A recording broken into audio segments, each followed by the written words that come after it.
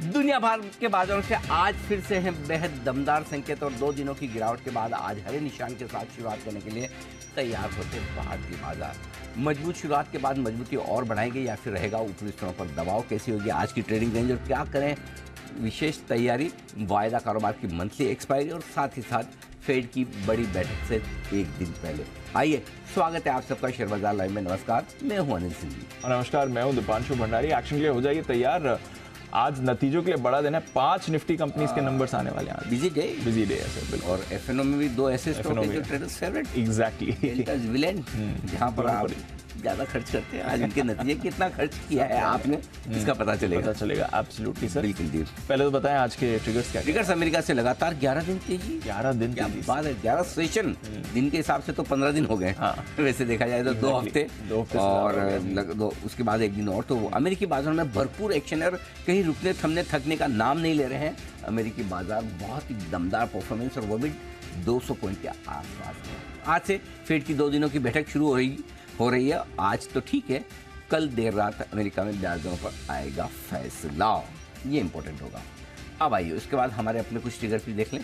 Tata steel के नतीजे बिल्कुल अनुमान के मुताबिक एकदम जैसा सोचा था वैसा ही होता हुआ नजर आया है। आज रिजल्ट के लिहाज से बेहद busy day. Bajaj auto, Tata Motors जैसी कंपनियां ऑटो सेक्टर के नतीजों का मूड माहौल बनाएगी। इसके अलावा आपकी नज़र होगी एलएनटी पर, निफ्टी की एशियन पेंट्स, काफ़ी कंपनियां हैं जहाँ आज नतीजे और वायदा कारोबार की भी 3 कंपनियों के नतीजे, 2 का मैंने बताया, तीसरा है डिक्सन। यानी कि ट्रेडर्स फेवरेट काउंटर्स आज रहेंगे भरपूर एक्शन में। बिल्कुल सर। तो ट्रेडर फेवरेट स्टॉक्स पर तो हमें रखनी है नज़र रखनी है। आज के कुछ नतीजों के एनालिसिस करनी है, कुछ इंटरेस्टिंग स्टॉक्स हैं। कल के मूवमेंट की भी बात करनी है सर। बट अभी रोज सेम ही क्वेश्चन हो जाता है सर, बट ये ग्लोबल मार्केट में चल क्या रहा है? 11 दिन डाउ ऊपर जा रहा है और कल तो बड़ी तेजी आई, 185 अंक उछला है, डेज हाई के करीब जाकर बंद हुआ है। सेक्टोरल पार्टिसिपेशन बढ़िया था। क्या फैक्टर कर रहा है सर अमेरिका? क्या होता है दीप की है ना, जो इंटेलिजेंट बच्चे होते हैं, पढ़ाकू बच्चे होते हैं, जो सेशन शुरुआत होती है ना मई जून में, जब भी होती है, अलग अलग स्कूलों में अलग अलग होती है, वो पहले हफ्ते से पढ़ना शुरू कर देते हैं। हाँ, भाई हमें तो पढ़ना है पूरे साल भर ही। और बाकी कुछ ऐसे होते हैं जो बाद में देखते अरे इसने तो इतना कोर्स कवर कर लिया, मेरा बाकी रह गया। Correct sir. अब मैं थोड़ा जोर लगाता हूँ, तो डाउ वही काम कर रहा है। जो नेस्डेक ने पहले करके दिखा दिया, अब डाउ 15 महीनों की ऊंचाइयों पर पहुंचा है, 1.5 साल की ऊंचाइयों पर आ चुका है इनफैक्ट। तो कुल मिलाकर ये है कि डाउ में पहले आपने तेजी थोड़ी सी कम होती हुई दिखी थी, लीडरशिप नेस्डेक की तरफ से आई थी। सरप्राइजिंग ये नहीं कि डाउ बढ़ रहा है, सरप्राइजिंग ये है कि करेक्शन नहीं दे रहा है। 11 दिनों से लगातार ऊपर बंद होना, ये थोड़ा सरप्राइजिंग है कि एक तरफा तेजी के कोई ऐसे बड़े कारण आपको ढूंढने से नहीं मिलेंगे। अगर आप ढूंढना ही चाहें 11 दिनों की तेजी होने के बाद क्यों बढ़ा है, तो उसका कारण सिर्फ एक ही नजर आता है और वो ये कि आज से जो फेड की बैठक हो रही है, जिसका डिसीजन कल आएगा, 1 एंड डन। कहीं न कहीं अमेरिकी बाजार ये मानकर चल रहे हैं कि ये जो रेट हाइक होगी कल फेड चेयरमैन जेरेमी पावेल साहब जो करेंगे, ये आखिरी होगी, इसके बाद करने की ज़रूरत नहीं पड़ेगी। ये संकेत साफ साफ आते हुए दिखेंगे और इसी बड़ी उम्मीद के साथ अमेरिकी बाजार लगातार 11 ट्रेडिंग सेशन से मजबूत बनते हुए दिख रहे हैं। इसके साथ छोटी मोटी चीज़ें और है जिन्हें अमेरिकी बाजार नज़रअंदाज कर रहे हैं, मसलन कि डॉलर इंडेक्स का 2 हफ्ते के ऊपर पर आना।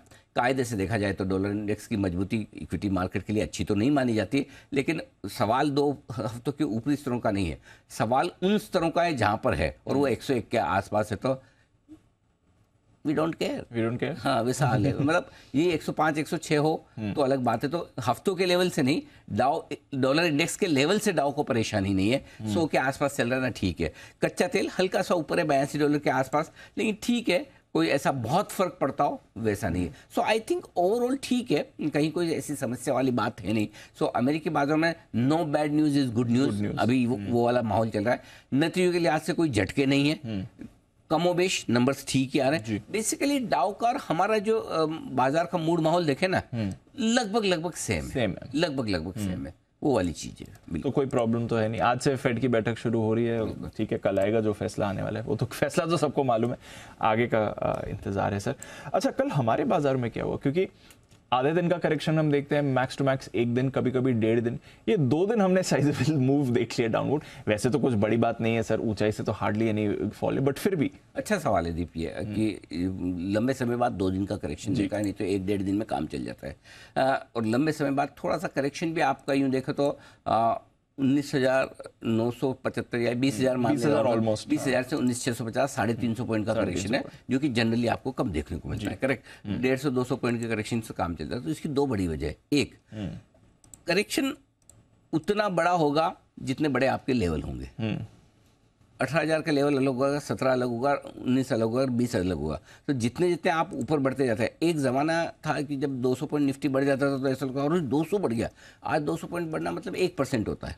करेक्ट। सो आप परसेंटेज में देखेंगे तो आपको अभी भी मुश्किल से 2% का करेक्शन टॉप से दिखेगा, पहली चीज़।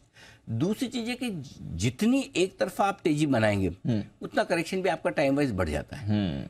क्योंकि अगर आप 5 दिन बढ़े हैं तो 1.5 दिन का करेक्शन, 1 दिन का करेक्शन देके बढ़ जाए तो कोई बड़ी बात नहीं। लेकिन अगर आप 4 महीने से लगातार बढ़ रहे हैं, अगर 4 महीने की एक तरफा तेजी के बाद अगर 1 हफ्ते का करेक्शन हो या कंसोलिडेशन हो तो गलत क्या है? करेक्ट है ना। अगर आप 3,000 पॉइंट 4,000 पॉइंट की एक तरफा तेजी देख लें उसके बाद 500-700 पॉइंट घट जाए तो बड़ी बात क्या है? सो आई थिंक उस कॉन्टेक्स्ट में आप देखेंगे तो कोई बड़ा करेक्शन है नहीं। प्रॉब्लम क्या है? प्रॉब्लम ये कि हमारी आदत ऐसी हो गई है, और आदत से ज़्यादा ये कि मतलब मानसिकता ऐसी हो गई कि हमें हर वक्त हरे निशान में दिखना चाहिए। लाल में दिखता है तो टेंशन आने लगती है। 4 महीने से 4,000 5,000 पॉइंट बढ़ रहा है, 4,000 पॉइंट बढ़ा, वो नहीं दिख रहा। ये दिख रहा है कि 400 पॉइंट 2 दिन में 400 पॉइंट निकल गया, है ना। सो आई थिंक वो थोड़ा सा माइंडसेट चेंज का। हमेशा मार्केट बढ़ नहीं सकता, घटेगा भी, और 1-2 दिनों की कमजोरी से कोई बाजार का ट्रेंड बदलता नहीं है। अपने सिंपल एक ही फॉर्मूला रखने का कि 19,980 पर मार्केट का जो लाइफ टाइम हाई बना है वो टॉप बन गया या नहीं बना है, ये डिसाइड तब होगा जब तक कि आपका एक इंपॉर्टेंट लेवल बाजार तोड़ के नीचे बंद ना हो। तो जब तक 19,950 के नीचे, 19,550 के नीचे बाजार बंद नहीं होता है, तब तक आपको कमजोरी फील ही नहीं करनी है। अच्छा। हाँ। इस बीच में थोड़े बहुत स्टॉक्स में करेक्शन आ सकते हैं, बिल्कुल आ सकते हैं। अल्टीमेटली इन्वेस्टर्स के लिए खतरे का संकेत तब आएगा जब 18,800 18,900 के नीचे निफ्टी जाना, 18,800 19,200 पॉइंट की रेंज, 1% की रेंज दे रहा हूँ, उसके नीचे जाना शुरू करे। वहाँ से भी अपन बहुत दूर है दीप, एकदम शॉर्ट टर्म के लिए भी अभी बहुत दूर है, और एकदम इन्वेस्टर्स के लिए आज से बहुत दूर है। सो आई थिंक 1-2 दिनों का करेक्शन है, और आज तो फिर संकेत और भी बेहतर है शुरुआत करने के लिए। इससे बढ़िया क्या चाहिए आपको कि 2 दिनों के करेक्शन के बाद आपको इतने बढ़िया संकेत मिले, वो भी तब जबकि आपके सामने 2 बड़ी इवेंट है गुरुवार के लिए, मंथली एक्सपायरी और फेड की मीटिंग के नतीजे। इन दोनों के पहले मुझे लगता है कि काफी बेहतर संकेत आज की शुरुआत करने के लिए पिछले 2 दिनों के मुकाबले में संकेत काफी मजबूत है। एब्सोल्युटली सर, काफी मजबूत। बाकी पिछले 2 दिन से तो बेस्ट संकेत आज, कोई डाउट ही नहीं। ठीक है सर, एक बार आज की स्ट्रैटेजी समझ लेते हैं, बिकॉज आज काफी सारे स्टॉक्स पर आपकी राय लेनी है सर, तो वो भी डिस्कशन करेंगे। एक बार आज के लिए कुछ खास अगर दिख रहा हो स्ट्रैटेजी? बिल्कुल दीप, पहले तो आज के संकेत में बता दूं ताकि उसके बाद स्ट्रेटेजी आपको बता दूं। संकेतों में आज ग्लोबल संकेत पॉजिटिव साइड पर हैं, एफआईएस के संकेत न्यूट्रल से हल्के पॉजिटिव हैं, घरेलू फंड्स के संकेत पॉजिटिव है, वायदा कारोबार के संकेत न्यूट्रल से हल्के पॉजिटिव है, सेंटीमेंट न्यूट्रल से हल्का सा कॉशियस या नेगेटिव साइड पर है, और ट्रेंड पॉजिटिव साइड पर है। सो एक चीज आप नोटिस करिए, 3 आपको ग्रीन दिख रहे हैं आज, और 3 न्यूट्रल, लाल कुछ भी नहीं है। Yes sir. सेंटीमेंट हल्का सा कॉशियस है, खराब नहीं। अगर किसी का बहुत स्टॉक गिर गया तो उसका खराब हो सकता है, बाकी ओवरऑल मार्केट का सेंटीमेंट अभी बिगड़ा नहीं है। सो ऐसे में आज की स्ट्रेटजी में 2-3 पॉइंट बहुत इंटरेस्टिंग। पहली चीज तो है कि आपको ग्लोबल सपोर्ट मिल रहा है, जो आज भी मिलेगा, ठीक है। अब जैसे कई बार हम सोचते हैं, हम खुद भी बोलते हैं 5-6 दिन बढ़ गया, कहीं अब घटेगा, अब घटेगा। अब 11 दिन बढ़ने के बाद ये बोलना ही मुश्किल है कि अब घटेगा कि नहीं घटेगा। अब घटेगा नहीं घटेगा वो फेड डिसाइड करेगा, मार्केट नहीं डिसाइड करने वाला। फेड क्या करेगा वो तो पता है, क्या कहेगा पता नहीं। तो उस हिसाब से फेड के बाद डिसाइड करेंगे ग्लोबल मार्केट्स को क्या करना है। एफआईएस की बिकॉली का प्रेशर कल के सेशन में कम होते आया है, और ये डेटा मैं आज यहीं पर एक बार आपके सामने यस सर, मेरे को ये पूछना भी था आपसे। ऐसे कहने के लिए आप कह सकते हैं कि लगातार दूसरे दिन बिकॉली का आंकड़ा है, लेकिन कितना? 83 करोड़, 83 करोड़। क्या होता है 83 करोड़? मच्छर, कुछ भी नहीं। और सामने स्टॉक फ्यूचर्स खरीदे 1,098 करोड़ के, यानी कि 1,000 करोड़ के नेट स्टॉक्स में खरीदारी है। 315 करोड़ के इंडेक्स फ्यूचर्स खरीदे। तो एफआईएस के डेटा इस बात की ओर इशारा कर रहे हैं कि सेलिंग प्रेशर कम होने का संकेत है, और उसके ऊपर लोकल फंड ने 935 करोड़ की खरीदारी कर डाली है, उनकी तरफ से पैसा भी आ गया। इसका मतलब ये कि फिर आप ये पूछेंगे ये कल कांड किसने किया? हाँ, यही सवाल था मेरा। ये कांड करने वाले सारे रिटेल ट्रेडर्स हैं जो ओवरबॉट थोड़े से होकर रखे थे, एक दिन की गिरावट को नहीं संभाल पाते और दूसरे दिन वापस से पोजीशन अपनी लॉन्ग बेचकर शॉर्ट में आ जाते हैं, तो वो इस तरह के झटके लगते हैं। तो 72 पॉइंट निफ्टी अगर घटा है, 150 पॉइंट बैंक निफ्टी घटा है, तो उसके पीछे कारण ये कि बिकवाली का प्रेशर ट्रेडर्स की तरफ से है, न कि लोकल फंड या एफआईज की तरफ से। तो कल के सेशन में ये बड़ा चेंज है कि बड़े इन्वेस्टर्स ने खरीदारी की है, छोटे ट्रेडर्स ने बिकवाली की है। तो इसका मतलब क्या है? इसका मतलब ये कि लोअर लेवल से आपको सपोर्ट मिल जाएगा, क्योंकि से अल्टीमेटली तो ट्रेडर्स के बेचने से एक आध दिन नीचे आ सकता है, लेकिन अल्टीमेटली तो अगर गिरावट बढ़नी है, लंबी होनी है, तो उसके लिए एफआईज की तरफ से या लोकल फंड्स की तरफ से बिकवाली बड़ी हो ना। और कल के सेशन में कोई डीप ऐसी कोई ब्लॉक डील वगैरह कुछ भी नहीं है। एकदम प्योर आंकड़े है ना। So FIIs wait and watch वाले मूड में, local fund wait and watch वाले मूड में विद पॉजिटिव बायस दोनों ही, खाली ट्रेडर्स ने बेचा है। अब तीसरा ये कि घरेलू फंड भी आपको सपोर्ट दे रहे हैं। अगले 2 दिन, आज और कल, नहीं आज तो मंगलवार है ना, मतलब गुरुवार तक, अगले 2 दिन से मतलब आज का तो यही है, गुरुवार तक थोड़ा उतार चढ़ाव रहेगा। फेड की बैठक भी है और मंथली एक्सपायरी भी, उस लिहाज से अब इसमें जो समझ में आ रहा है कि निफ्टी 19,500 20,000 की रेंज में, इस 500 पॉइंट की रेंज में टाइम पास करना चाहता है।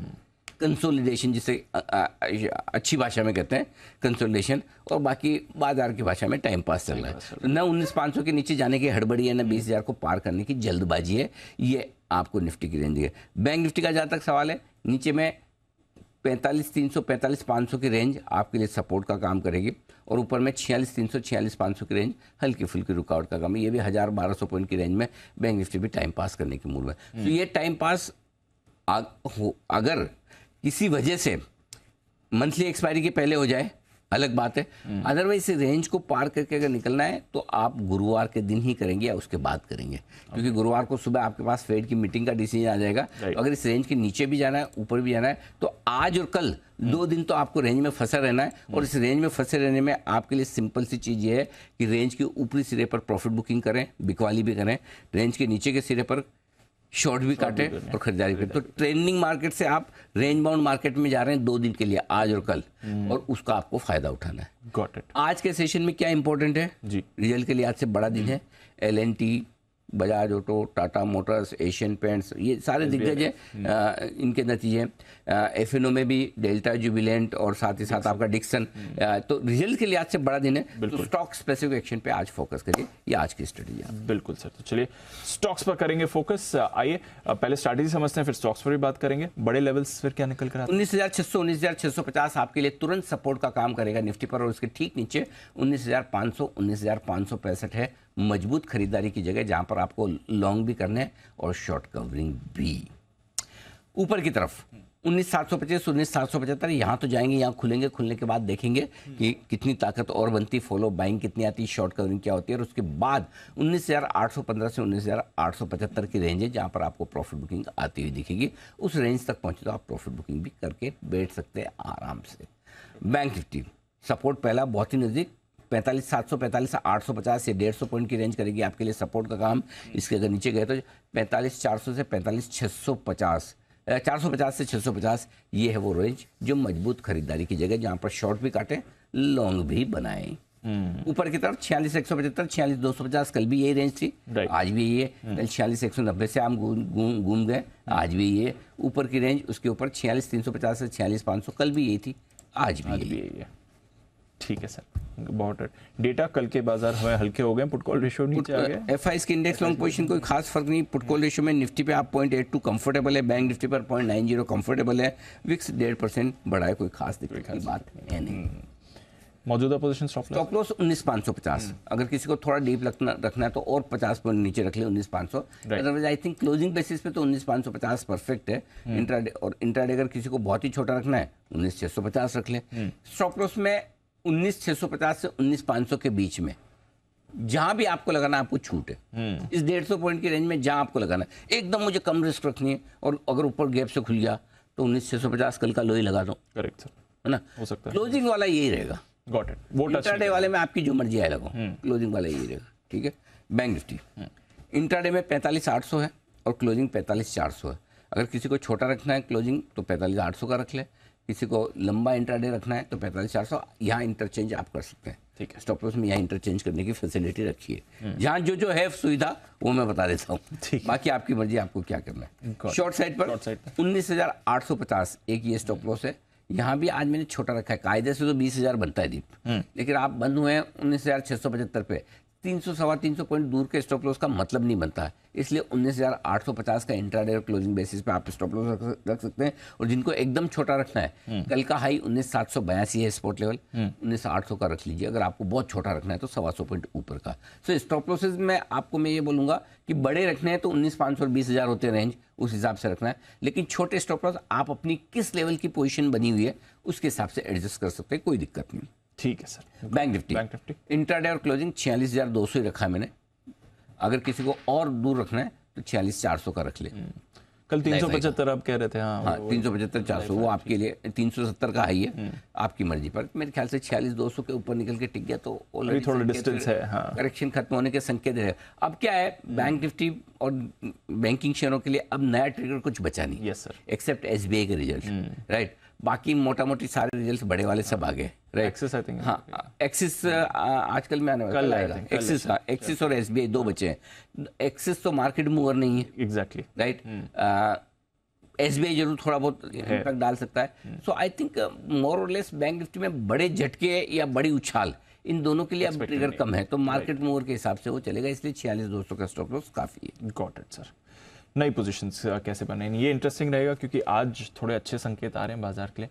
तो नई पोजीशंस क्या करेंगे सर? खरीदना है निफ्टी, वही अपनी कल वाली रेंज जो नीचे की दी है वो आज नोट करके रखो, आएगी नहीं, आ जाए तो छोड़ना नहीं। ठीक है। 19,500 19,565 पे लेना है। 375 का स्टॉप लॉस, 600 650 675 700 4 छोटे टारगेट, 750 700 से 2 बड़े टारगेट। ठीक है सर। ये कल वाला है, याद हो जाना चाहिए, नहीं तो एक बार फिर से नोट कर लो। एग्रेसिव ट्रेडर्स ये खरीदना है आपको निफ्टी। कल के लो हमने 19,650 के देखे, थोड़ा सा नीचे 19,600 का स्टॉप लॉस लगाकर 19,725 750 दो छोटे टारगेट, 780 815 दो मीडियम टारगेट, 835 875 तक के टारगेट के लिए करनी है खरीदारी। Got it. डन। बेचो, बेचना 19,775 से मूड बनाओ, 815 835 875 बढ़िया लेवल है। टुकड़ों टुकड़ों में 2-3 टुकड़ों में आराम से मूड माहौल को देखकर बेचिए थोड़ा थोड़ा, ठीक है। और स्टॉप लॉस लगाइए 20,000 का राउंड फिगर में, ठीक है। और नीचे की तरफ जो टारगेट बनेंगे दीप 19,725 और 702 छोटे टारगेट है, 675 650 दो मीडियम टारगेट है। इसके नीचे जाने की संभावना कम है, अगर गए तो 19,600 19,565 तक के टारगेट पर आपको करनी है। ठीक है। बैंक निफ्टी खरीदना है 45,550 45,700 जो अपनी रेंज है कल वाली, अगर आए आज चांस कम है, आए तो इस रेंज में जरूर लीजिए। 45,400 का स्टॉप लॉस होगा। 45,850 925 दो छोटे टारगेट है, 46,000 का मीडियम टारगेट है, 46,075 175 बड़े टारगेट के लिए। डन। ठीक है। ठीक है। जो लोग इस रेंज का इंतजार नहीं करना चाहते, कल के लोज के नीचे स्टॉप लॉस लगाएं। कल का लो है 45,858 का, 45,800 का आपका होगा स्टॉप लॉस। टारगेट 46,000 46,075 और 46,175 तीन छोटे टारगेट हैं। 46,250 46,350 और इसके पार निकल कर टिक गए तो 46,475 500 तक नया लाइफ हाई बना सकते हैं, वो होंगे आपके लिए टारगेट। ठीक है सर। Got it. बेचने की राय बेचना है बैंक निफ्टी, और बैंक निफ्टी को बेचना कल ही वाली रेंज है दीप 46,175। आज थोड़ा बेचने में जल्दी और हड़बड़ी ना करें, थोड़ा और ऊपर का इंतजार करें, 250 350 के आसपास बेचें, ज़्यादा बढ़िया है मूड माहौल को देखकर। और ऊपर में स्टॉप लॉस आपको 46,500 का रखना है। टारगेट जो बनेंगे 46,075 45,925 दो छोटे टारगेट, 45,850 45,700 के दो मीडियम टारगेट, 45,650 45,550 तक के टारगेट के लिए ऊपर में आप कर सकते हैं बिक वाली भी। Got it. चलिए, तो ये है पूरी स्ट्रैटेजी ओपनिंग और क्लोजिंग पर क्या करना है बाजार में। अच्छा, बैन लिस्ट में बदलाव हो गए सर। आरबीएल बैंक एंट्री हो गई है बैन लिस्ट में, कैनरा बैंक एंट्री हो गई है, दोनों स्टॉक्स एक्शन में थे नतीजों के दम पर। बैन से बाहर आ गया है बलरामपुर चीनी, एल&टी फाइनेंस और मनापुरम फाइनेंस। बैन में बना हुआ है पीएनबी, डेल्टा और इंडिया बुल्स। तो 5 स्टॉक्स है बैन में, पीएनबी, डेल्टा, इंडिया बुल्स जो बने हुए हैं, और फ्रेश एंट्री है आरबीएल और कैनरा की, ये आज ध्यान रखिए। और बैंक निफ्टी में एक अपडेट और देना चाहिए, क्योंकि कल हमने बैंक निफ्टी में 45,965 स्पोर्ट लेवल पर बेचने की राय दी थी, वहाँ से 50 एक पॉइंट नीचे ही बंद हुआ है। लेकिन दो तरीके से आप करें, या तो आप 46,000 का स्टॉप लॉस रखें कि 46,000 के ऊपर टिकता हुआ दिखे, तो आप अपनी शॉर्ट काट ले। दूसरा तरीका है कि 46,200 के आसपास और शॉर्ट करें और 46,400 का स्टॉप लॉस रखें। दोनों में से जो स्ट्रेटजी आपको कम रिस्क वाली चाहिए तो 46,000 का स्टॉप लॉस रखें ताकि आप कॉस्ट के आसपास आप एग्जिट कर जाए। राइट, एक तो तरीका वो है। और 46,000 के ऊपर ही खुल के टिक जाए तो 46,200 पर थोड़ा और शॉर्ट करके 46,400 का स्टॉप लॉस रख सकते हैं, एवरेज कर सकते हैं। तो कल की ये स्ट्रेटजी है जो मैंने आपको बता दी। ठीक है सर, गॉट इट। चलिए थोड़ा डेटा भी समझ रहे हैं सर। फंड्स की डेटा बात कर दी। वायदा कारोबार के इंपॉर्टेंट लेवल, वायदा कारोबार में 19,700 इंपॉर्टेंट लेवल है दीप। 19,700 से ही आपको तेजी या मंदी गिननी है। 19,700 के लेवल में 73 लाख शेयर पुट में है, 90 लाख शेयर कॉल्स में। तो 19,700 के ऊपर ट्रेड करना शुरू करेंगे तो मजबूती के संकेत आएंगे। 19,800 के आसपास है रुकावट, क्योंकि वहाँ पर है करीबन 1.25 करोड़ शेयर। सो 19,800 के आसपास आकर आप ऊपर रुकेंगे, ये आपके लिए लेवल। तो ब्रॉडली ऐसा लगता है कि गैप से खुलने के बाद 19,700 19,800 की रेंज को बाजार ट्रेड करने की कोशिश करेगा। ठीक है सर। बैंक निफ्टी के लिए एक ही इंपॉर्टेंट लेवल है 46,000 का। 38 लाख शेयर 46,000 के पुट और कॉल दोनों पर बराबर का ओपन इंटरेस्ट है, दोनों पर हाईएस्ट 46,000 पे ही है। तो 46,000 75 पॉइंट बढ़ेंगे तब तक आप नीचे ही हैं। 46,000 के ऊपर से आपको तेजी गिननी है, 46,000 के नीचे से कमजोरी फील करनी है, ये लेवल सर। ठीक है सर, गॉट इट। चलिए ये हैं सारे लेवल्स और आज के। अब आते हैं स्टॉक्स पर। बहुत सारा एनालिसिस करना है सर। पहले स्टॉक ऑफ द डे जानेंगे अनिल जी की तरफ से।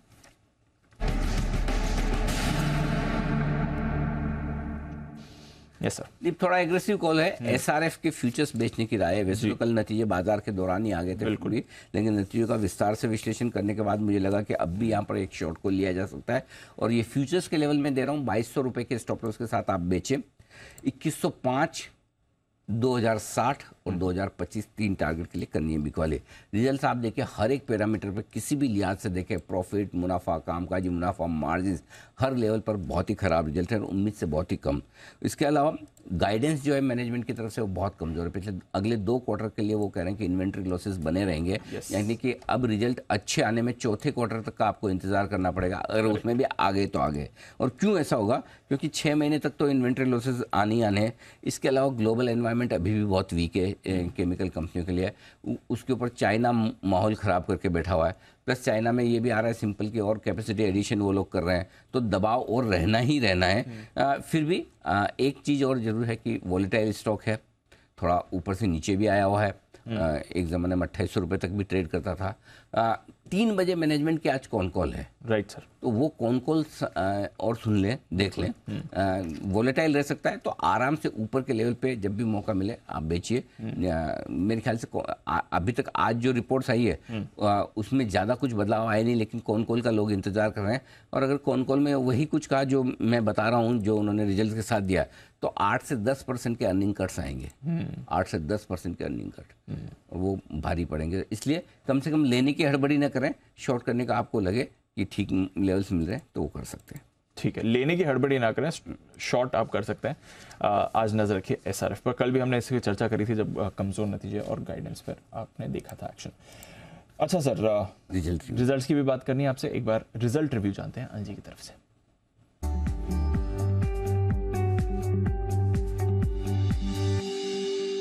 डिस्कशन की बात बता सर, एक ही बड़ा था कल तो पोस्ट मार्केट। बिल्कुल, टाटा स्टील एक ही रिजल्ट है, बिल्कुल इन लाइन रिजल्ट है, ना कोई मतलब शॉक है ना कोई सरप्राइज। इंडियन परफॉर्मेंस, इंडिया की बिजनेस परफॉर्मेंस स्ट्रांग है एज एवर। और यूरोप स्पेशली ख़राब ही है, इंटरनेशनल मार्केट्स में वहाँ पर ख़राब है। एक ही चीज़ जो मुझे ठीक नहीं लगी वो है कि नेट डेट 5% बढ़कर आया है, लगभग 71,400 करोड़ के आसपास पहुँचा है। इतने बढ़िया मूड माहौल में अगर डेट कम नहीं करेंगे तो कब करेंगे? बस वही वाली चिंता की बात है। बट अदरवाइज स्टॉक में ज़्यादा कुछ होना जाना नहीं है, न तेज़ी से घटेगा न तेज़ी से बढ़ेगा। तो मतलब आए गए रिजल्ट नॉन इवेंट। सबसे बड़ी इवेंट क्वार्टर की भी नॉन इवेंट हो गई इसके लिए। कुछ भी नहीं होगा, कुछ नहीं होगा। ठीक है, आया गया। चलिए ये हो गया एक्शन। अच्छा, एक सवाल जो आई थिंक सब जानना चाहते हैं। कल हम ऑफकोर्स जब खबर आई थी इस पर हमने चर्चा करी थी, बट अब थोड़ा समय मिला है डिटेल समझने का। आईटीसी अनिल जी, आपके तो रेडार पर रहा है, आपने रेकमेंड भी करा है, कल खबर भी आई है, अब क्या होटल डीमर्जर के बाद? दो तीन चीजें हैं डीप आईटीसी में जो मैं समझाना चाहता हूँ। एक तो ये कि आईटीसी कल लोग सोचते थे अरे डीमर्जर की खबर अच्छी घटा क्यों। एक दो कारण है। एक तो ऑलरेडी सबको पता था कि ये डीमर्जर आने वाला है। 2 साल पहले हमने खबर की थी, हमें ये नहीं पता था कि इस दिन आने वाला है। लेकिन अगर आप देखें तो पिछले महीने भर से बाजार में सुगबुगाहट बहुत स्ट्रांग थी और इसी के दम पर 400 सवा 400 से स्टॉक 500 के आसपास पहुंचा भी। ठीक है, तो पहली चीज़ तो ये कि लोगों को पहले पता ही था। डीमर्जर जो है वो एकदम साफ सुथरा डीमर्जर नहीं, क्लीन डीमर्जर, जैसे कि एक कंपनी आप अलग कर दो 1:1 सबको, जिसके पास आईटीसी का शेयर उसको एक शेयर आईटीसी होटल का मिल जाएगा, वो डीमर्जर होता है एकदम साफ सुथरा। जैसे रिलायंस जियो में हुआ ना कि रिलायंस के बदले में जिसके पास रिलायंस उसको रिलायंस जियो एक मिल जाएगा, बात खत्म। ठीक है, यहाँ पे क्या है, अब डीमर्जर के बजाय आपने इसको एक सब्सिडरी कंपनी बना दिया। अब आईटीसी उसमें सबसे बड़ा शेयर होल्डर बना रहेगा, 40% हिस्सा आईटीसी के पास रहेगा, तो आईटीसी की सब्सिडरी कंपनी बन गई। और जैसे सब्सिडरी कंपनी बनती है तो होल्डिंग कंपनी का डिस्काउंट लग जाता है, पहली चीज। दूसरी चीज है कि बैट जो वो अमेरिका की सिगरेट वाली बड़ी company, British American tobacco company जो इनका बड़ा इन्वेस्टर है, उसकी 17.5% हिस्सेदारी रहेगी आईटीसी होटल में। अब सिगरेट वाली कंपनी का होटल से क्या लेना देना? वो तो भाई साहब बोलेंगे मेरे को तो बेचना है और मेरे को लेना ही, मेरा सिगरेट में इंटरेस्ट है तो ये बेचूंगा और आईटीसी ले लूंगा जिसमें सिगरेट है, वो होना ही है। तो आपकी तलवार लटकी हुई है हमेशा, है ना। तो ये आईटीसी होटल में जो डीमर्जर हुआ ना वो एकदम नीट एंड क्लीन डीमर्जर नहीं है एक्चुअली। अब आईटीसी का वैल्यूएशन आप क्या करेंगे होटल का जी? होटल कारोबार का 2700 करोड़ का रेवेन्यू है, 850 करोड़ का EBITDA है जी। ठीक है, 31-32% के मार्जिन पे ट्रेड करता है और करीबन 11,600 कमरे हैं। आप इंडियन होटल से कंपेयर करें, हालांकि इंडियन होटल में करना नहीं चाहता, इंडियन होटल यहाँ है, आईटीसी यहाँ है, इंडियन होटल्स अलग आज तो ताजी क्लास है इनकी, है ना। आईटीसी बिजनेस के होटल्स के हिसाब से बढ़िया है, लेकिन लग्जरी और जो तो मजा जो ताज का है वो तो ताज का ही है ना, वो जो रहते हैं ठहरते हैं वो जानते हैं इस बात को। तो थोड़ा अगर उससे हल्का सा कम आप ये रख के करें, मेरे हिसाब से 14 से 18 रुपए की वैल्यू आती है आईटीसी के होटल बार बिजनेस की। गॉट इट, इस रेंज में की वैल्यू है। उतना घट वो तो कल एडजस्ट हो गया। अब आगे क्या करना है आईटीसी में, 2-3 चीजें जो सारे इन्वेस्टर जानना चाहते हैं, क्योंकि 200 रुपए से लगातार हम ही बोल रहे थे कि खरीदो खरीदो खरीदो। पहली चीज तो आपको जो करनी है वो 27 तारीख का इंतजार। ओके, अब 27 को कोई रिकॉर्ड डेट वगैरह नहीं है, 27 तारीख को कौन कॉल है कंपनी की तरफ से, उस कौन कॉल में कंपनी पूरा समझाएगी कि आगे उनका इरादा क्या है। कौन कॉल में जो हमें जानना है, हमें 2-3 चीजें जाननी। भाई पहली चीज तो बताओ आपको 40% रखनी क्यों इसमें, अलग करो। आईटीसी को क्यों रखनी है? आईटीसी कोई प्रमोटर तो है नहीं। आईटीसी तो प्रोफेशनली रन कंपनी है ना। तो जिसको आईटीसी का शेयर उसको उतना दे दो, जिसको रखना होगा होटल रखेगा। आपको होटल बिजनेस अलग भी करना है नहीं भी करना है, अरे भाई डिसाइड करो एक बात। करेक्ट, होटल बिजनेस अलग करना है कि नहीं करना है? करना तो पूरा करो, नहीं करना तो खाली एक सब्सिडी बना के करना क्या चाहते हो भाई? मतलब वही सवाल है भाई, करना क्या, आखिर कहना क्या चाहते हो, वो वाला वैसा वाला सारा सवाल है। 40% क्यों रखना है, या तो पूरा कर दो अलग। तो ये एक बड़ा सवाल है। दूसरा ये कि भाई स्वैप रेशियो क्या होगा, अगर 40% ये रखेंगे तो स्वैप रेशियो 1:1 तो नहीं होगा, करेक्ट। तो वो स्वैप रेशियो पे सवाल होगा। फिर तीसरा बैट जो सबसे बड़ा इन्वेस्टर है आपका, वो क्या करने वाला है, बेचेगा कि नहीं। हालांकि कहने में ये कह सकते कि वो जाने, हम क्या जाने, लेकिन इतने बड़े डीमर्जर के पहले आप सबसे बड़े इन्वेस्टर्स को नहीं पूछोगे, ऐसा तो हो नहीं सकता, है ना। तो ये सारे सवाल है। अब जिन लोगों के पास आईटीसी, उनको क्या करना है? पहली चीज तो है कि आईटीसी में नो डाउट 2 वजह से तेजी बनी है। एक तेजी बनी है फंडामेंटल वजह से कि आईटीसी का शेयर बहुत अट्रैक्टिव था, इतना डिविडेंड देने वाला निफ्टी का स्टॉक, अट्रैक्टिव वैल्यूएशन, 7-8 सालों से कुछ किया नहीं, अच्छा कुछ खराब नहीं किया, बैलेंस शीट बेहतर की है। सो वो फंडामेंटल रीजन से इसको बढ़ना था, एक वो बड़ा। दूसरा कहीं ना कहीं ये ट्रिगर था ही डीमर्जर का। 2 साल पहले हमने भी स्टोरी की थी कि आईटीसी ये कर सकता है। हमारा इरादा ये था कि शायद FMCG, IT business, hotel business तीनों अलग अलग होंगे, पेपर भी अलग हो सकता है, जो भी है। लेकिन एक छोटा सा डीमर्जर आया, तो डीमर्जर का ट्रिगर अब बाहर आ चुका था। अब नया ट्रिगर कोई सामने दिख नहीं रहा। जो हाँ, ये जो सवाल जो है आईटीसी के मैनेजमेंट, उसमें एक सवाल ये भी आएगा कि और कोई डीमर्ज करोगे क्या? आईटी अलग करोगे, पेपर अलग करोगे, फिर बाद में एफएमसीजी रह जाएगी, तो उसमें सिगरेट और बाकी एफएमसीजी अलग करोगे। करना चाहो तो बहुत कुछ कर सकते हो, है ना। तो ये सारे सवाल तो आएंगे। तो इसीलिए मैं बोल रहा हूँ 27 तारीख का इंतजार करें। तो पहला चीज तो है कि डीमर्जर बाहर आ गया, और डीमर्जर की वजह से जो इम्पैक्ट आना था प्राइस पे वो आ गया, 15-20 रुपए का इम्पैक्ट था, वो आ गया। अब लंबी अवधि में परफॉर्मेंस पे चलेगा या खबर पे चलेगा? परफॉर्मेंस आईटीसी की कोई समस्या नहीं, खबर अगर मैनेजमेंट ने ये बोल दिया 27 तारीख को हम और डीमर्जर सोच रहे हैं और करेंगे, तब तो स्टॉक और भागेगा। राइट। और अगर मैंने बोला वन एंड डन टाइप हो गया, भाई हमें इतना ही करना था, लोग बोले क्या है यार, ये क्या है, मजा नहीं है, कुछ भी नहीं है। हाँ, तो फिर वो थोड़ा और नीचे आएगा। Long term investors purely FMCG cigarette business की परफॉर्मेंस को देख के होल्ड करिए, कोई टेंशन नहीं है। जो लोग खरीदना चाहते हैं थोड़ा नीचे आने दें, 27 तारीख के बाद डिसाइड करेंगे कब खरीदना, अभी फ्रेश नहीं खरीदना। जो पड़ा है उसे पड़ा रखें, पड़ा रखना, जो है उसे रखें। 27 तारीख को कौन कॉल के बाद अपने डिसाइड करेंगे कि जो पड़ा है उसको रखना है कि, तो अगले 2 दिन टेंशन नहीं ले। नहीं टेंशन तो जब तक शेयर टेंशन रहनी चाहिए। अच्छा, हाँ, शेयर लेते ही टेंशन शुरू होती है। शेयर खरीदना शादी की तरह है। आईटीसी आपने बोला थोड़ा अलग है ये वाला। नहीं, आपने सवाल को घुमा दिया, मतलब पूछा, डिटेल में पूछा नहीं। इसका मतलब ये कि डीप टेंशन लेना नहीं चाहते, दोनों तरह की, बिल्कुल दोनों तरह की नहीं लेना चाहते। ओके, तो चलिए, तो 27 तारीख को हम कौन कॉल के बाद देखेंगे। गॉट इट, ठीक है, 27 तारीख आने दीजिए तब देखेंगे। बट वैसे आपको पिछले 2-2.5 साल से लगातार कन्विक्शन के साथ हम कह रहे हैं कि आईटीसी रखिए अपने पोर्टफोलियो में, 200-215 के लेवल्स के आसपास से लगातार रेकमेंड किया है। देखिए रिटर्न्स आपके कितने शानदार रहे इसमें। आईटीसी वो कंपनी है जिसमें लंबे समय से इन्वेस्टर्स इन्वेस्ट करके इंतजार कर रहे हैं कि कब ये स्टॉक उन्हें रिटर्न देगा। और इस रिटर्न देने की वजह ये कि बहुत सारे बिजनेसेस आईटीसी में हैं, और वो सारे बिजनेसेस एक साथ ऐसे हैं कि कुछ बिजनेसेस बहुत अच्छे हैं, कुछ कम अच्छे हैं, और उनको सबको आपको साथ में खरीदना है। और सबसे बड़ी चीज जो आईटीसी करने जा रही है, एफएमसीजी बिजनेस को अलग फ्लैगशिप कंपनी में कर देगी। आप सोच सकते हैं कि स्टॉक का दाम यहाँ से दुगुना होना चाहिए। जी हाँ, यहाँ से दुगुना होना चाहिए।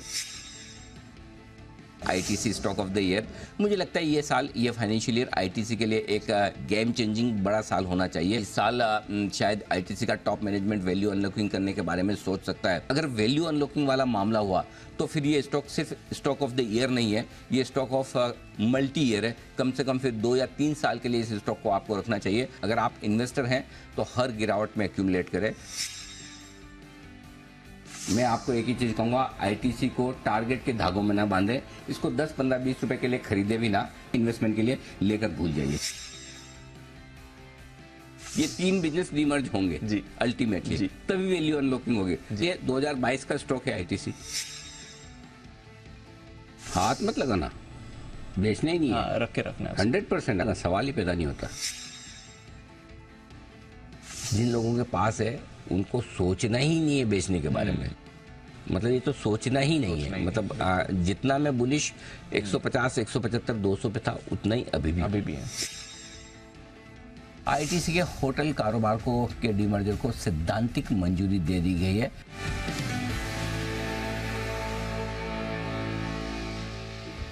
चलिए, तो आईटीसी से होटल बिजनेस हो रहा है डीमर्ज, सैद्धांतिक मंजूरी इसके लिए मिल चुकी है, और आगे कैसी रणनीति रहेगी अनिल जी ने आपको अभी समझा ही दी है। आइए फिर बाकी स्टॉक्स, खबरें और आज के एक्शन पर करते हैं फोकस। हमारी रिसर्च टीम भी है हमारे साथ तैयार, कुशल और साथ ही नुपुर और आशीष हमारे साथ इस समय जुड़ रहे हैं बताने के लिए कौन से स्टॉक्स, कौन सी खबरों पर आपको रखनी है नजर। नुपुर, मॉर्निंग, करते हैं आपसे शुरुआत, बताएं ट्रिगर्स और नतीजे कौन से लेकर आए आप। बिल्कुल, गुड मॉर्निंग। सबसे पहले रिजल्ट सीजन है तो आज निफ्टी से काफ़ी सारे स्टॉक्स फोकस में रहने वाले। Asian Paint, Bajaj Auto, L&T, SBI Life और टाटा मोटर्स के नतीजे आएंगे, तो ये सारे स्टॉक्स पे आपको रखनी है नजर। एफएनओ से डेल्टा कॉर्प, जुबिलेंट फूडवर्क और डिक्सन टेक्नोलॉजी का क्या नतीजे आने वाले, तो ये स्टॉक्स भी आज फोकस में रहेंगे।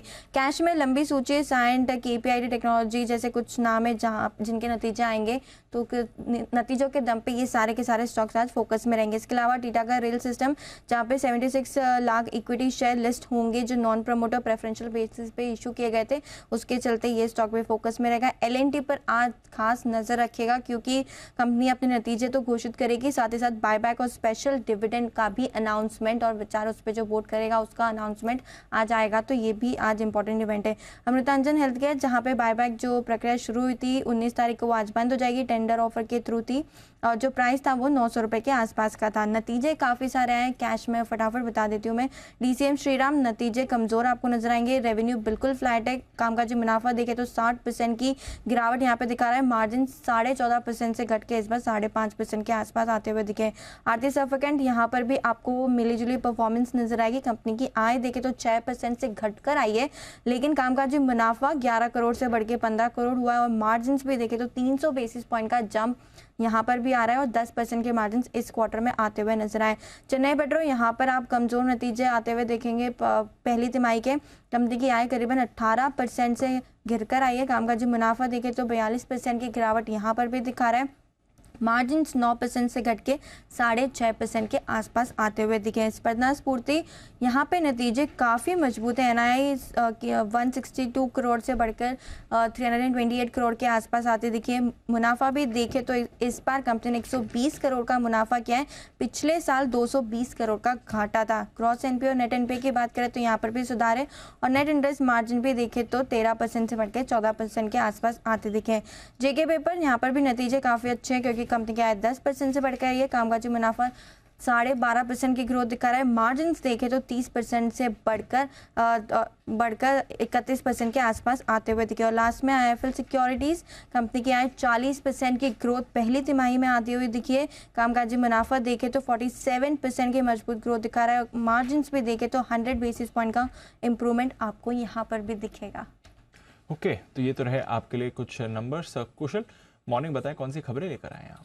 मॉर्निंग दीप, खबरों में MCX आज फोकस में रहेगा। हमारी जो दी हुई खबर है उस पर मुहर लगती हुई दिखी है, जिसके अंतर्गत यहाँ पर क्रूड के जो नए कॉन्ट्रैक्ट्स पर सेबी का बड़ा बयान आता हुआ दिखा है, उस पर फोकस करिए। जनवरी में जो पुरानी टेक्नोलॉजी ये कंटिन्यू करते हुए अगर नजर आएंगे तो यहाँ पर नया कॉन्ट्रैक्ट नहीं लॉन्च किया जाएगा, ऐसा उन्होंने कहा था। और पिछले हफ्ते ही MCX पर ये कॉन्ट्रैक्ट लॉन्च होना था जनवरी 2024 वाला, जो कि नहीं किया गया है।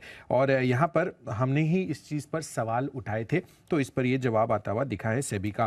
पिरामल फार्मा 27 जुलाई को बोर्ड बैठक में राइट्स इशू के टर्म्स एंड कंडीशंस पर विचार किया जाएगा। फरवरी में यहां पर कंपनी ने अप्रूव किया था 1050 करोड़ रुपए का राइट्स इशू। SJVN अरुणाचल सरकार ने यहां पर कुल मिलाकर 5097 मेगावाट के 5 प्रोजेक्ट अलॉट किए हैं और यहां पर इन प्रोजेक्ट्स के डेवलपमेंट में 50,000 करोड़ से अधिक का निवेश किया जाएगा। मारुति सुजुकी यहां पर वॉलंटरी रिकॉल किया गया है। 5 जुलाई 2021 से 15 फरवरी 2023 के बीच में बनी हुई करीबन 88,000 गाड़ियां यहां पर इन्होंने रिकॉल किया है। स्टीयरिंग टाई रॉड में खराबी की वजह से ये गाड़ियों का इन्होंने रिकॉल किया है। एस्प्रेसो और इको ये गाड़ियों की वेरिएंट्स हैं। कंट्रोल प्रिंट यहां पर 31 जुलाई को बोर्ड बैठक में नतीजों के साथ साथ बायबैक के प्रस्ताव पर भी कंपनी चर्चा करेगी, तो ये फोकस में है। DLF यहां पर कंपनी ट्राइडेंट ग्रुप के साथ FY24 के अंत तक प्रोजेक्ट का पहला फेज ये लॉन्च करती हुई दिखेगी। ये SPV है जिसमें DLF की करीबन 51% हिस्सेदारी है और प्रोजेक्ट में कंपनी 400 करोड़ रुपए का निवेश करेगी। BCL इंडस्ट्रीज यहाँ पर भटिंडा फैसिलिटी में 200 किलोलीटर्स पर डे के अतिरिक्त क्षमता का उत्पादन इन्होंने शुरू कर दिया है। कुल क्षमता अब 400 KLPD हो चुकी है कंपनी की, तो इस पर फोकस करिए। सांगे इंडस्ट्रीज, कुछ खबरें ऐसी आ रही हैं यहाँ पर सांगे सीमेंट को खरीदने के लिए ACC, अंबुजा और JK लक्ष्मी सीमेंट अब सबसे आगे है दौड़ में। और अंत में एक बल डील है उषा मार्टिन पर, जहाँ पर 16th street Asian James fund ने 16.5 लाख शेयरों की खरीदारी की है 329 रुपए प्रति शेयर के भाव पर। ओके, तो ये है आपके लिए सारी खबरें और कुछ कल का फंड एक्शन भी। ढेरों ब्रोकरेज रिपोर्ट्स भी हैं आशीष के पास FIR में।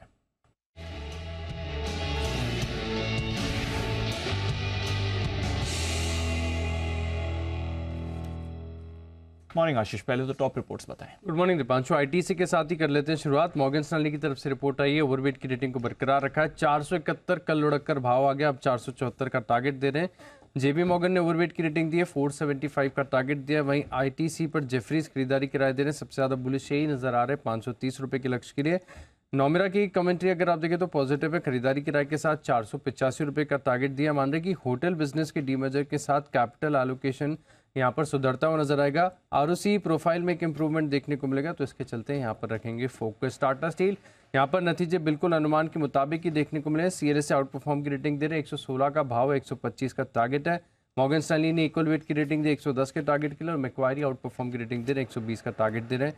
Canara bank, Morgan Stanley underweight की रेटिंग दे रहे हैं, 340 का भाव चल रहा है, 315 का टारगेट है। HDFC AMC यहाँ पर खास नजर रखिएगा क्योंकि CLSA की तरफ से आ गया है डाउनग्रेड। पहले खरीदारी की राय दिया करते थे, अब रिड्यूस की रेटिंग दे रहे हैं। और लक्ष्य में अगर आप देखें तो थोड़ा सा एडजस्ट किया उन्होंने, 2080 से बढ़ाकर 2540 कर दिया है, 2500 के करीबी स्टॉक चल रहा है। वही मॉर्गन स्टैनली इक्वल वेट की रेटिंग को बरकरार रखे हुए 2050 रुपए के लक्ष्य के लिए। TVS मोटर्स कल बाजार के दौरान यहाँ पर नतीजे आए थे, CLSA बिकवाली की राय दे रहे हैं, लेकिन जो लक्ष्य वो 1185 से बढ़ाकर इन्होंने 1190 कर दिया। स्टॉक चल रहा है 1307 रुपए पर। JP मॉर्गन ने ओवरवेट की रेटिंग दी है और लक्ष्य में यहाँ पर अगर आप देखें तो 80 रुपए की बढ़ोतरी की है, 1400 से बढ़ाकर 1480 कर दिया है। 1550 का टारगेट दिया जेफरीज ने खरीदारी की राय के साथ, और HSBC भी खरीदारी की राय दे रहे हैं 1500 रुपए के टारगेट के लिए।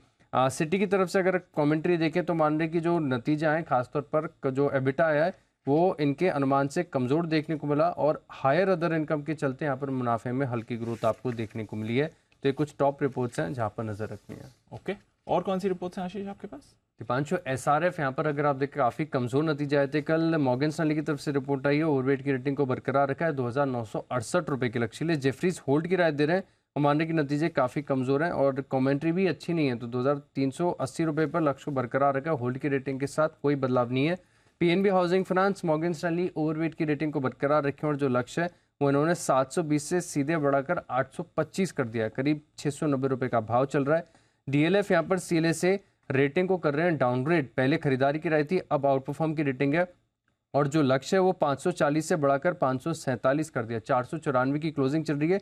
लेकिन बड़ी कंफ्यूजिंग रिपोर्ट है, ये मान रहे कि DLF में सब कुछ अच्छा ही है, कोई NCR मार्केट में काफ़ी पोजीशनिंग बढ़िया है, लेकिन पिछले कुछ महीनों में काफ़ी बड़ा रनअप यहाँ पर देखने को मिला है, इसके चलते रेटिंग को कर रहे हैं डाउनग्रेड। अशोक लेलैंड लगातार सुर्खियों में, JP मॉर्गन ओवरवेट की रेटिंग को बरकरार रखे और लक्ष्य 175 से बढ़ाकर 200 कर दिया है, 182 की क्लोजिंग चल रही है। और अंत में HSBC की तरफ से टू व्हीलर पर एक डिटेल्ड रिपोर्ट आई है, जहां पर अगर आप देखिए मान रहे कि हीरो मोटोकॉर्प ये स्टॉक इन्हें काफी पसंद आ रहा है। HSBC ने रेटिंग को अपग्रेड कर दिया, इनफैक्ट डबल अपग्रेड माना जाएगा, क्योंकि होल्ड से अब ये खरीदारी की राय दे रहे हैं और जो लक्ष्य है इन्होंने 3000 से बढ़ाकर सीधे 3700 का कर दिया है, 3134 का भाव चल रहा है। वहीं बजाज ऑटो पर देखें तो रेटिंग को कर दिया इन्होंने डबल डाउनग्रेड, खरीदारी की राय से होल्ड की रेटिंग है और 5400 रुपए का टारगेट दिया है।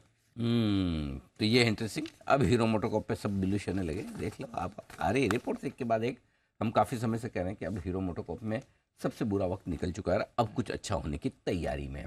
लगातार पिछले 6 महीनों से मार्केट शेयर बढ़ाता हुआ हीरो मोटोकॉर्प। आइए, हमारे एक्सपर्ट्स का दमदार पैनल है तैयार और वक्त है पिक ऑफ द डे का।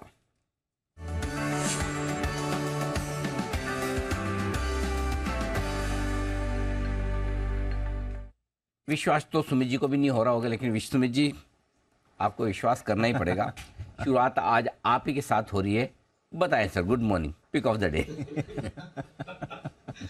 Good morning Anil ji, good morning. नहीं अनिल जी, मुझे पूरा विश्वास है क्योंकि मैं 8:05 को ऑफिस आ गया था। ओह वाओ, क्या बात है, वेरी नाइस। बताएं सर। तो अनिल जी, बाय का स्टॉक अभी रडार पे है। स्टॉक को जो भी रडार पे है बाय का, वो है पावर ग्रिड। 246-247 के आसपास इस पे खरीदारी करके चलने का सलाह रहेगा। पावर ग्रिड के अंदर कल एक अच्छा मोमेंटम था, पावर ग्रिड यहाँ से ऊपर का मूव दिखाना चाहिए। नीचे के अंदर इसमें 242 का सपोर्ट स्टॉप लॉस बनेगा, 242 के स्टॉप लॉस से पावर ग्रिड पे खरीदारी करके चलने का सलाह रहेगा। ऊपर में पहला टारगेट 255 का, दूसरा टारगेट 258 का। हफ्ते भर के अंदर ये व्यू ऊपर में देखने को मिलना चाहिए। खरीदारी करें पावर ग्रिड 255-258 के टारगेट्स के लिए, 242 के स्टॉप लॉस।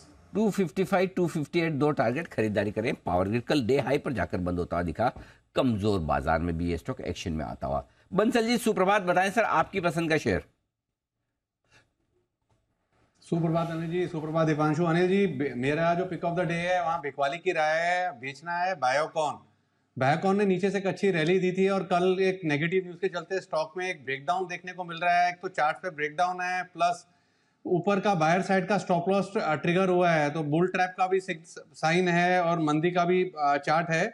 250 के अराउंड चल रहा है, इन स्तरों के अराउंड बेचने की राय है। 256 का स्टॉप लॉस लगाना है, 240 के लक्ष्य के लिए बायोकॉन पे बिकवाली की राय। 256 का स्टॉप लॉस, 240 का टारगेट, बायोकॉन में करें बिकवाली। हिमांशु गुप्ता साहब गुड मॉर्निंग, बताएं sir pick of the day. Good morning Anil ji. आज तो आपने पूरा ही नाम ले लिया, नहीं ना हिमांशु जी ना गुप्ता जी। ताकि आप भूल न जाएं। ये क्या बार बार मतलब कई बार जैसे आप सरनेम से बुलाएं और कोई नाम से अचानक से आवाज दे तो बोले, जैसे वागले साहब है, वागले साहब करता है, संदीप जी बताइए, वागले साहब बोले कि मेरे लिए नहीं है सवाल, नहीं करेंगे, है ना। तो कभी कभी पूरा भी बता देना चाहिए ताकि आपको ध्यान रहे।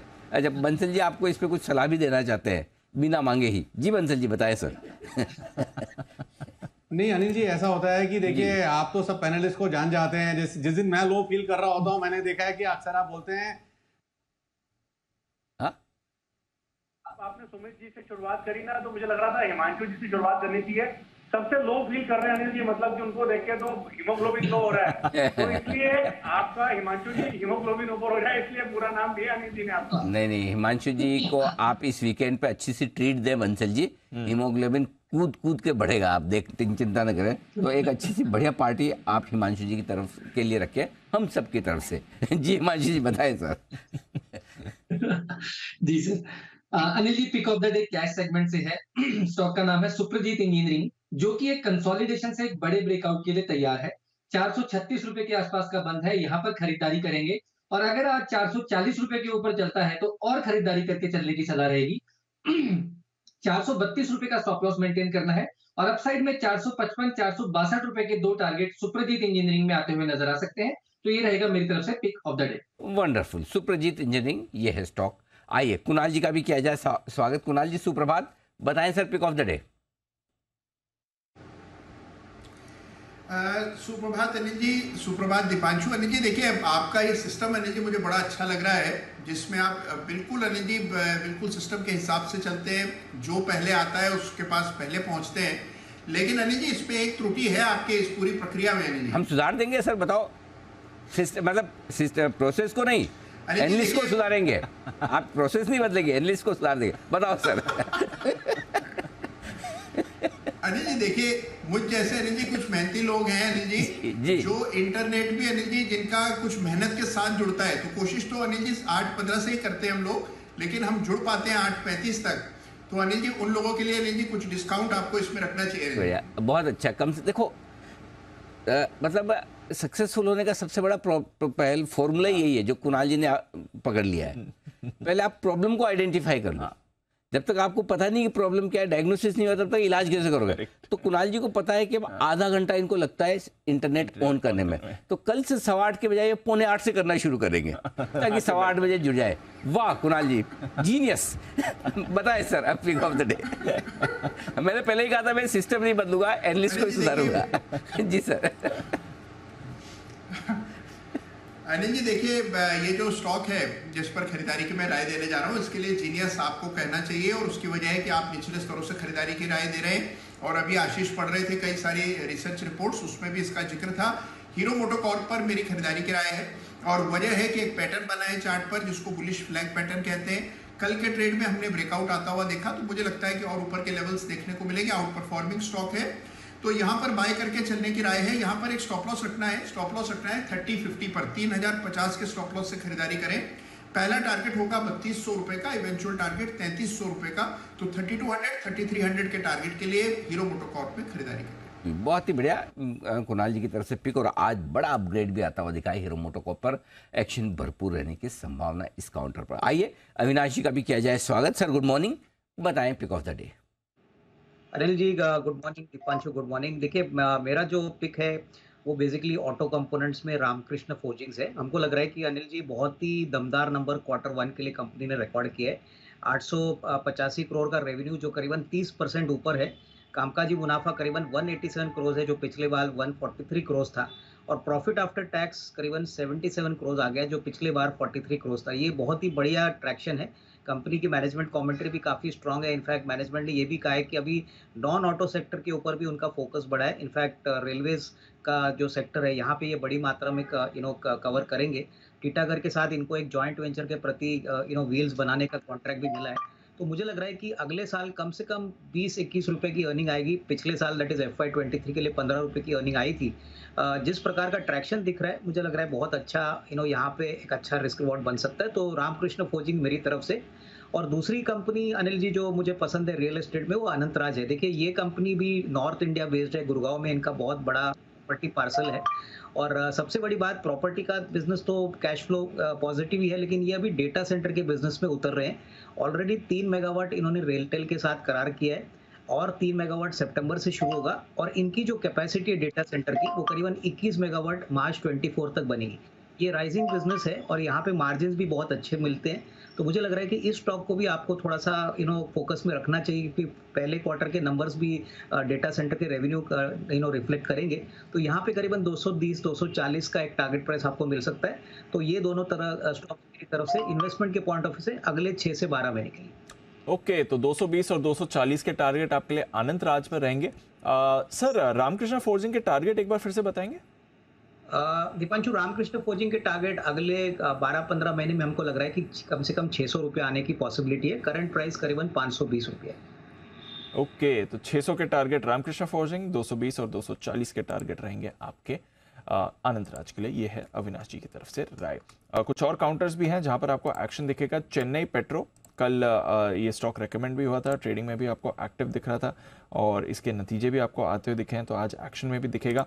हिमांशु जी, कल आपने शॉर्ट टर्म एसपीएल में रेकमेंड किया था, आज ट्रेड के लिए जरा इस पर राय दें। आज नतीजों पर ये रिएक्ट करने वाला है सर। कल आए थे इसके नतीजे बाजार बंद होने के बाद, थोड़े कमजोर थे, 18% रेवेन्यू गिरा है। ऑपरेशनली भी हमने देखा एबिटा 42% गिर कर आया है, मुनाफा भी 45% नीचे था। तो अगर नेगेटिव रिएक्शन आता है तो फिर सपोर्ट लेवल्स कहां पर हैं इसके लिए?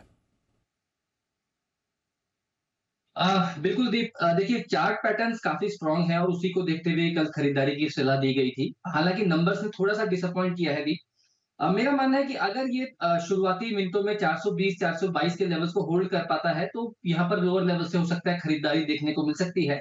बट अगर 415-420 के नीचे स्टॉक क्लोज होता है तो हो सकता है स्टॉक 400-405 रुपए तक करेक्ट होता हुआ नजर आए। उन लेवल्स पर अच्छी खरीदारी वापस देखने को मिल सकती है दीप। और इसमें एक बड़ा ट्रिगर दीप डिविडेंड का भी है। इसमें 27 रुपए का डिविडेंड है, जो कि 4 अगस्त तक इसकी रिकॉर्ड डेट है। तो मुझे लगता है उसके चलते भी एक खरीदारी देखने को मिल सकती है, बड़ा डिविडेंड। ओके, तो चलिए नजर रखते हैं चेन्नई पेट्रो। चार्ट पैटर्न तो अच्छा है, बट आज नतीजों के बाद थोड़ा आपको रिएक्शन आते हुए दिखेगा। अकॉर्डिंगली अपनी पोजीशन को आप मैनेज करें। जेके पेपर, इसके भी नंबर्स आए थे कल, अच्छे नंबर्स हैं। सुमित जी, एक बार चार्ट देख लें। 11% रेवेन्यू बढ़ा है, कामकाजी मुनाफा 12.5% बढ़ा है, मार्जिन में एक्सपेंशन है, मुनाफा भी 18% बढ़कर आया है। एक प्लांट भी ये लगा रहे हैं गुजरात में, तो वो भी एक डेवलपमेंट हुआ है इनके लिए। जरा बताएं चार्ट्स क्या कहती हैं जेके पेपर की? पिछले कुछ हफ्तों में, पिछले कुछ महीनों में तो ऊपरी लेवल से दबाव देखने को मिला है। स्टॉक वन वे करेक्शन दिखा रहा है, करीब करीब 400 के लेवल से, और अब ये 300 के आसपास इसका नीचे में सपोर्ट बन रहा है।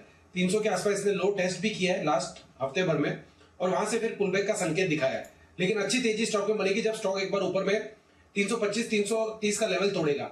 जब तक ये 325-330 का लेवल ऊपर में तोड़ता नहीं है, तब तक इसकी जो रेंज बनी रहेगी 300 रुपया नीचे में, 330 ऊपर में। इधर साइड ब्रेकआउट इसके अंदर मूव आएगा, 330 के ऊपर इसमें बड़ा मूव बनेगा। जब तक 330 का लेवल नहीं टूटता तब तक ये साइडवेज मूव दिखा सकता है।